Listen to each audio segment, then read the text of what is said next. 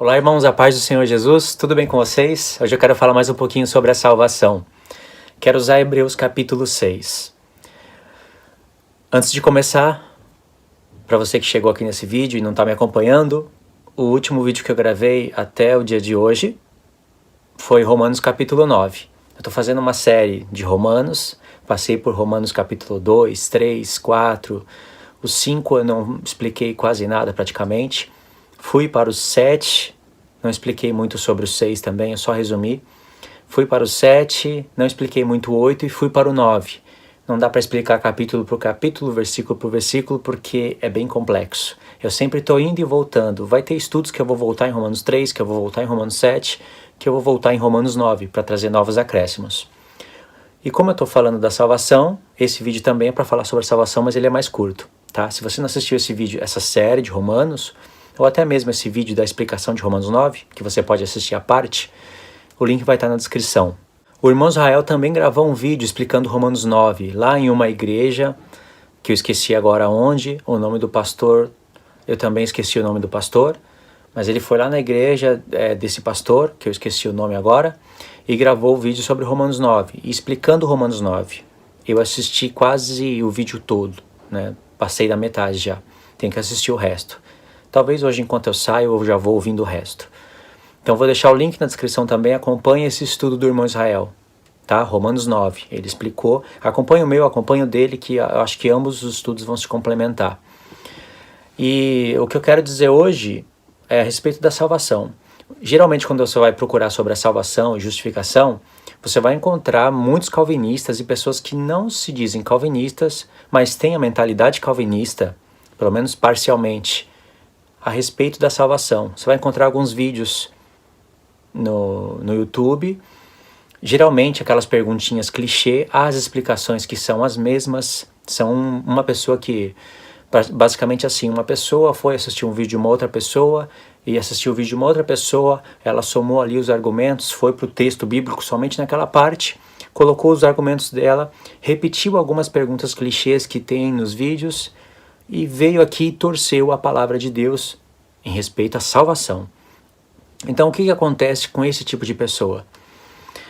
Ao invés de eles estudarem a carta toda, ao invés de eles gastarem tempo lendo a palavra de Deus, eles vão gastar tempo pesquisando coisas no YouTube. E se leu a carta toda, no caso Hebreus, não leu como deveria ler.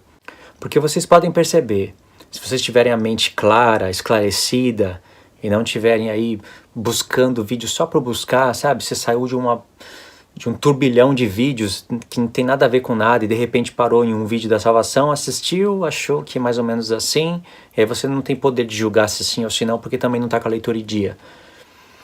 Geralmente você vai encontrar vídeos nesse modelo, torcendo a palavra de Deus, e para você tanto faz uma coisa ou outra, porque também você não está muito interessado nisso. Tem pessoas que se interessam um pouquinho mais e acabam ensinando dessa maneira, como eu falei. Não é aquela pessoa que tem a leitura da palavra de Deus em dia, não é aquela pessoa que gasta tempo lendo toda a escritura, mas ela vai livros, vai fazer teologia, vai fazer isso, vai fazer aquilo e dá no que dá. O que acontece com pessoas assim? Eu vou explicar uma artimanha que acontece com pessoas calvinistas e, por incrível que pareça, pessoas que não são calvinistas falam, eu não sou calvinista, mas fala da salvação, fala, o homem não perde, porque a salvação é dom de Deus, o homem não pode sair perdendo aquilo que não conquistou. E esses argumentinhos clichê que você vê por aí. Hebreus capítulo 6. Olha o que diz o texto. Por isso, pondo de parte os princípios elementares da doutrina de Cristo, deixamos-nos levar para o que é perfeito, não lançando de novo à base do arrependimento de obras mortas e de fé em Deus, o ensino de batismo e da imposição de mãos, da ressurreição dos mortos e do juízo eterno. Isso faremos se Deus permitir. Até aqui eles leem e com certeza absoluta eles não têm capacidade de explicar o porquê que o escritor de Hebreus falou isso. Não sabem explicar o que é doutrina de Cristo, princípios elementares da doutrina de Cristo, porque não conhecem expressões tais como obras da lei debaixo da lei. Você pode perguntar, Luiz, o que tem a ver as expressões obras da lei debaixo da lei numa carta onde nem está escrito isso? porque em Hebreus não aparecem essas expressões, aparecem em Romanos e em Gálatas. Só que em Hebreus é a carta onde mais se fala de obras da lei e debaixo da lei. E eu me refiro à primeira aliança. É a carta que mais fala. Não está escrito a expressão que resume tudo. Se eu fosse resumir toda essa carta aqui em uma palavra que é semelhante à da antiga aliança, eu colocaria o nome da carta debaixo da lei. Não estamos debaixo da lei. Não somos das obras da lei. Eu resumiria essa carta, um dos nomes que poderia ser dado a ela, porque o escritor de Hebreus está falando do início da carta até o final, basicamente sobre obras da lei da primeira aliança.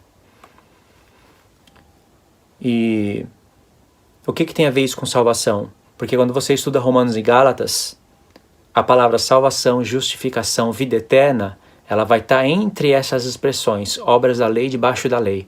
Aí o pessoal não consegue reconstruir o contexto no qual Paulo escreveu as cartas e mistura tudo.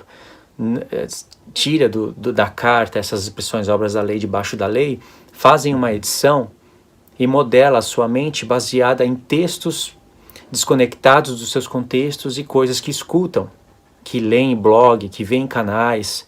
Mas a leitura em si, as conexões, as explicações, eles não têm. Então chegou aqui no verso 4, complica a vida deles. E algumas pessoas ainda são humildes e dizem, realmente é complicado esse texto. Por exemplo, Hernandes Dias Lopes. O que eu vou falar aqui é argumento que eu escutei do próprio Hernandes Dias Lopes. Não estou falando só de canais pequenininhos por aí que você vê no YouTube, que foi praticamente, as informações foram praticamente retiradas de pessoas como Hernandes Dias Lopes, mas a explicação que eu vou dar aqui, que ele dá para o texto, vem do Hernandes Dias Lopes. Então é um homem importante, né? E ele reconhece que o texto é complicado, ao passo que outras pessoas que não são eminentes, que não sabem explicar quase nada em assuntos da palavra de Deus, diz que isso daqui é moleza. Isso aqui é molezinha. Não tem complicação nenhuma o texto. E usa o mesmo argumento que o Hernandes Dias Lopes usou, porém ele usou com humildade, e a pessoa que é menor, que não é eminente, que não sabe nem metade da metade do que o Hernandes Dias Lopes sabe, fala que é molezinha, que não tem complicação nenhuma. Vocês vão entender, quando vocês forem pesquisar aí para o YouTube, vocês vão entender por que eu estou falando isso, que eu acho incrível uma coisa dessa. Verso 4. É impossível, pois, que aqueles... Olha só a conexão. É impossível, pois... Esse pois é mesmo a mesma tradução que poderia ser por isso, portanto. Então ele está ligando com os versos anteriores. Se você não sabe explicar o que é doutrina de Cristo, princípios elementares da doutrina de Cristo, você não entende. E o verso 6, verso 1, que diz por isso, pondo de parte, ou portanto, está fazendo conexão com o capítulo 5, irmãos.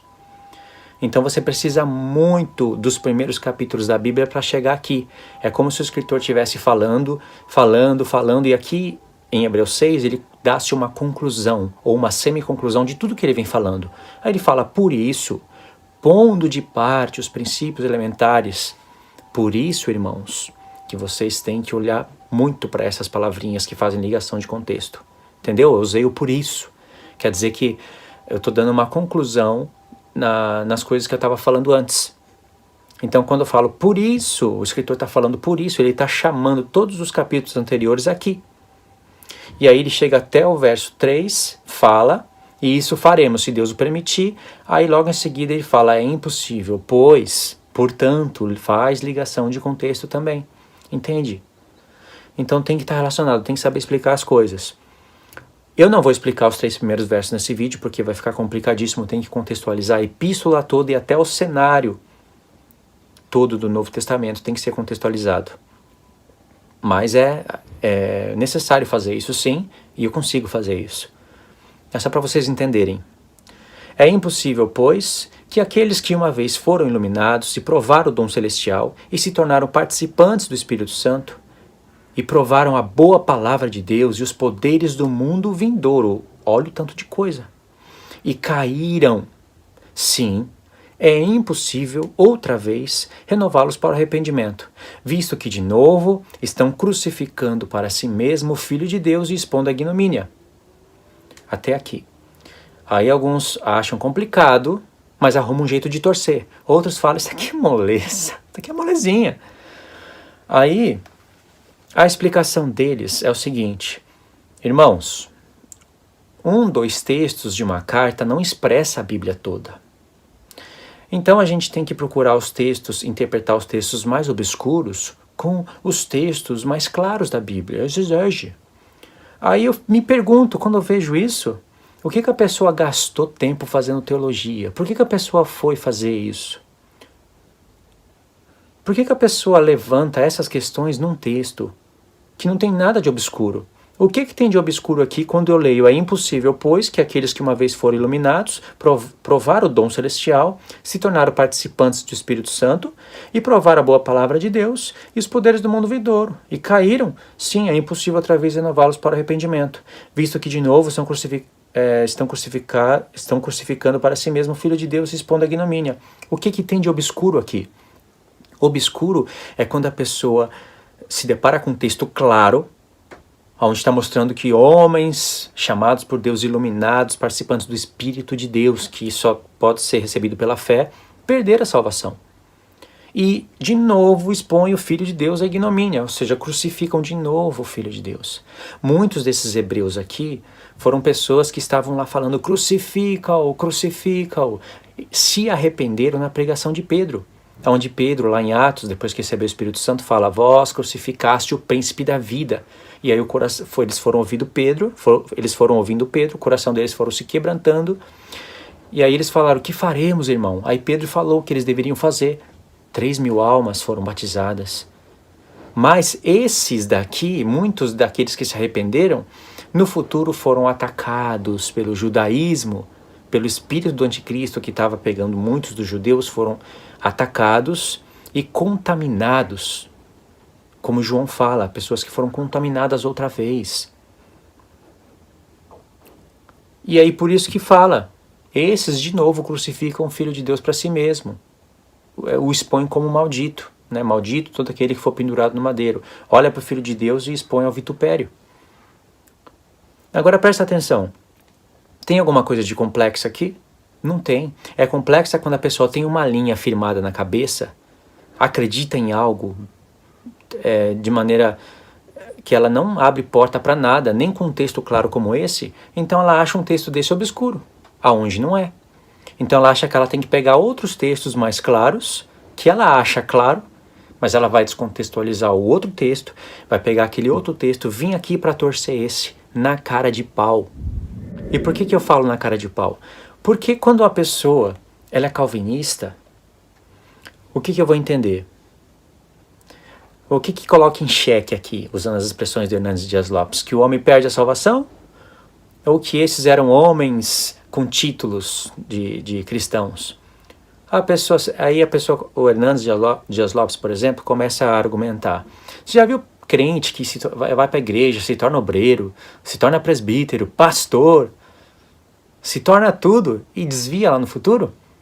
Aí as pessoas começam a falar, tá vendo? Prova evidente que o homem perde a salvação. Aí a pessoa diz, o Hernandes Dias Lopes diz, será que era crente mesmo? Será que conheceu o Senhor Jesus um dia? Na verdade, eles nunca conheceram o Senhor Jesus, porque se desviaram. Ou seja, a doutrina, lembra que eu falei que é um vírus, essa doutrina calvinista? Ela é um vírus, ela vai se transformando, tendo várias formas. E aí vai para a mente das pessoas e bloqueia a mente das pessoas para elas não pensarem mais? Lembra que eu falei isso nos vídeos passados? Vamos continuar na parte 2.